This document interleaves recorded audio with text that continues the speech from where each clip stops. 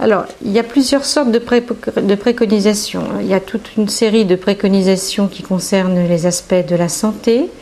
On s'est aperçu que l'aspect psychologique était très important et qu'on n'offrait pas du tout la possibilité, ou rarement, parce que c'est arrivé, d'avoir un soutien psychologique. Alors le soutien psychologique, il peut se faire il est nécessaire dans plusieurs étapes. La première étape, qui peut concerner le licenciement, il y a un choc là, où vraiment les personnes ont besoin d'être soutenues. Comme certains ont comparé la perte de l'emploi à un deuil. Pas seulement de l'emploi, mais un deuil aussi d'un être cher. Donc ça peut être très très brutal. Et donc pas facile à surmonter. Puis après, il y a un accompagnement psychologique qui peut être nécessaire quand on ne retrouve pas facilement du travail, quand il faut arriver à se reconstruire, à reprendre confiance en soi, à reprendre confiance aussi dans son entourage. Donc il y a des préconisations qui concernent cet aspect-là. Il y a des préconisations aussi qui concernent le suivi médical. Alors on propose, dans la vie on propose, c'est les personnes qui disposent, au moins qu'elles sachent que ça existe et qu'on peut leur offrir des services dans ces domaines-là, avec un suivi médical, une visite quand il y a la perte d'emploi ou quand on n'arrive pas à en trouver aussi, ou quand on veut retourner à l'emploi pour savoir un petit peu comment on peut être dans le meilleur bien-être possible, de façon à être plus accueillant pour l'emploi. Il y a aussi des bilans de santé qui peuvent être faits, et on a un outil qui sont les centres d'examen de santé de la sécurité sociale, qui d'ailleurs ont passé une convention tout dernièrement avec Pôle emploi, de façon à ce qu'il y ait un élargissement de ces possibilités au plus grand nombre de personnes qui en auraient besoin. Il y a aussi des recommandations qui vont vers la nécessité d'explorer un peu plus tous ces aspects sanitaires et tous les risques que le chômage fait courir à la santé, qui sont pour le moment encore insuffisamment méconnus. L'INSERM a beaucoup travaillé dans ce domaine-là. C'est d'ailleurs elle qui a permis d'avoir cette information selon laquelle 10 à 14 000 personnes par an pourraient mourir finalement des situations de non-emploi, de chômage. L'INSERM a également fait des études sur les suicides. Il y a un nombre important de suicides, de dépression, mais il faudrait que ces études soient vraiment valorisées, qu'il y en ait de nouvelles, puisque là aussi on est dans une situation de chômage massif, pour partie structurelle, qui aggrave énormément aussi les choses, puisqu'il y a de moins en moins de débouchés possibles. Ça aussi, ça crée des pathologies plus importantes, ça peut entraîner un certain nombre de personnes aussi dans des addictions, dans des dépressions plus graves. Donc l'avis préconise aussi un certain nombre d'études épidémiologiques dans ce domaine-là. Beaucoup d'études aussi concernant l'entourage. On a très peu de choses. Les rares choses que l'on a sont maintenant un peu anciennes, datent des années 90 ou des tout débuts des années 2000, sur les répercussions sur les couples, sur les enfants, parce que là aussi sur les parents, on est dévalorisé aussi en tant que parent. On se sent en tout cas dévalorisé en tant que parent quand on est au chômage par rapport à l'image que l'on renvoie à ses propres enfants. Donc il y a une espèce de destitution parentale qui se fait, qui est grave.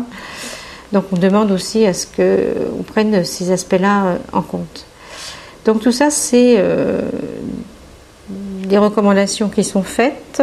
Il y a également tout un soutien d'accompagnement global, où on considère que Pôle emploi devrait être le pivot de cet accompagnement, mais bien sûr il faut qu'il travaille en partenariat. Et quand on a été à la Cité des métiers avec le Val-de-Marne, on a bien vu qu'il y a des partenariats très intéressants au service des personnes qui peuvent être déployées.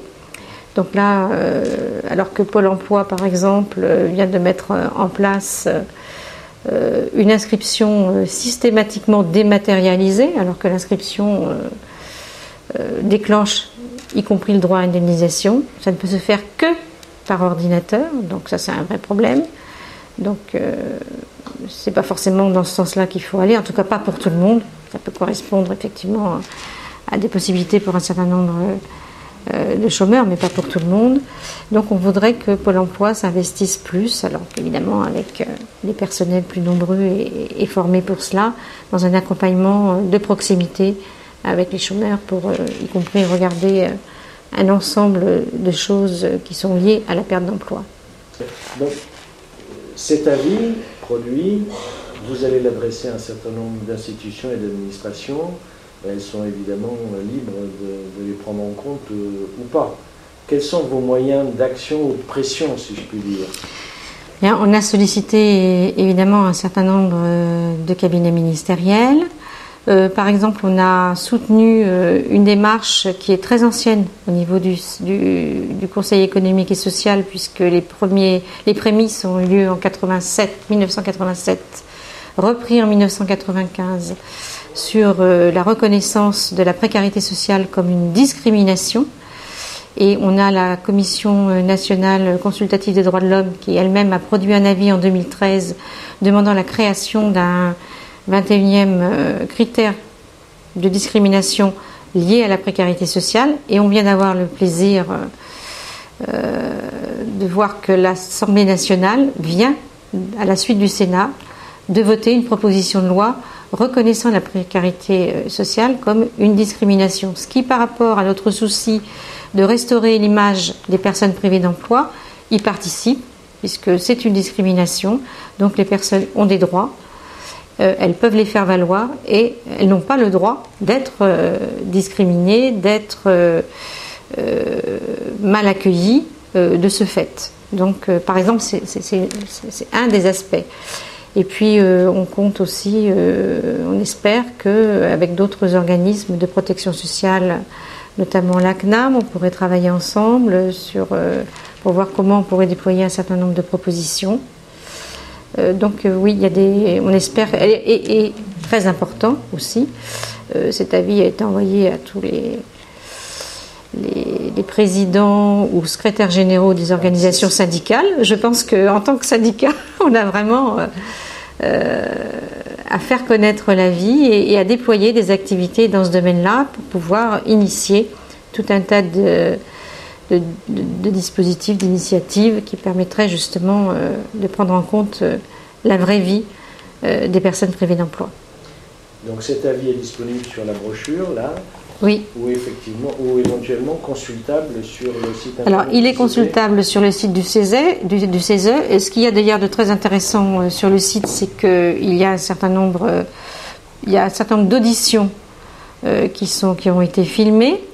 Donc, c'est aussi une façon vivante de prendre connaissance sur tel ou tel aspect de ce qui a pu être